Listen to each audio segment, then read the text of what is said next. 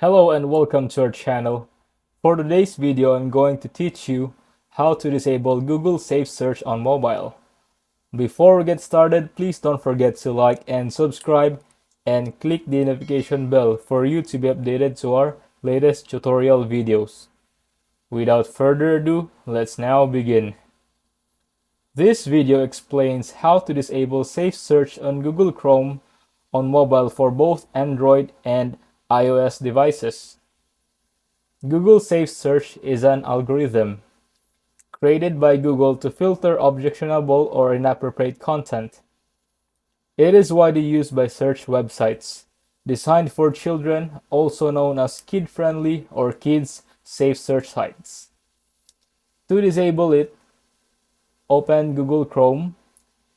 Next, click Settings, scroll down, and click Privacy and Security. Click on Safe Browsing. Now here, choose No Protection. Go back. Now Google Safe Search has been disabled. If you find this video helpful, leave a thumbs up, share it to your friends, and hit the subscribe button. Thanks for watching, and I'll see you soon in the next video.